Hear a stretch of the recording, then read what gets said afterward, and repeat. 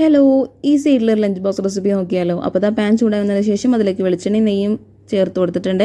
ഇനി ഇതിലേക്ക് ഉരുളക്കിഴങ്ങ് ചെറുതായി കട്ട് ചെയ്ത് കൊടുത്തതിന് ശേഷം കുറച്ച് മസാലപ്പൊടി കൂടി ചേർത്തിട്ട് നല്ലതുപോലെ ഒന്ന് ഫ്രൈ ചെയ്ത് മാറ്റി വെക്കാം.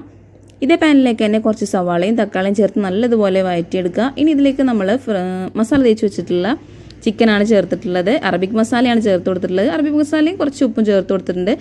മസാലയുടെ റെസിപ്പി വേണ്ടവരെന്ന് കമൻറ്റ് ചെയ്യാം കേട്ടോ. ഇത് അറബിക് മസാല ചേർത്ത് കൊടുക്കുമ്പോഴാണ് കേട്ടോ കൂടുതൽ ടേസ്റ്റ്. അപ്പോൾ ഞാനിതിലേക്കൊരു അര സ്പൂൺ കൂടി അറബിക് മസാല ചേർത്ത് കൊടുത്തിട്ട് നല്ലതുപോലെ ഒന്ന് യോജിപ്പിച്ചെടുക്കുന്നുണ്ട്. ഇനി തിരിച്ച് മറിച്ചിട്ട് നല്ലതുപോലെ ഒന്ന് ഫ്രൈ ചെയ്തെടുത്തതിന് ശേഷം വേവിച്ച് വെച്ചിട്ടുള്ള ഗ്രീൻ പീസ് ചേർത്ത് കൊടുത്തിട്ട് ഒന്ന് മിക്സ് ചെയ്തെടുക്കുക കേട്ടോ. ഉപ്പ് ആവശ്യമുണ്ടെങ്കിൽ ചേർത്ത് കൊടുക്കുക. ഇനി ഇതാ നമ്മൾ വേവിച്ച് മാറ്റി വെച്ചിട്ടുള്ള ബസുമതി റൈസ് ചേർത്ത് കൊടുക്കുന്നുണ്ട്. ഇതിനൊപ്പം തന്നെ ഒരു സ്മോക്ക് ഫ്ലേവർ കിട്ടാൻ വേണ്ടിയിട്ട് ഒന്ന് സ്മോക്ക് ചെയ്തെടുക്കുന്നുണ്ട്. വേണമെങ്കിൽ മാത്രം ചെയ്താൽ മതി. 10 മിനിറ്റ് ലോ ഫ്ലെയിമിൽ ഒന്ന് വേവിച്ചെടുക്കുക. എന്നിട്ട് ഇതാ 10 മിനിറ്റ് കഴിഞ്ഞതിന് ശേഷം നല്ലതുപോലെ ഒന്ന് മിക്സ് ചെയ്ത് യോജിപ്പിച്ചെടുക്കുക. അടിപൊളി ടേസ്റ്റാണ്. ട്രൈ ചെയ്ത് നോക്കാത്തവർ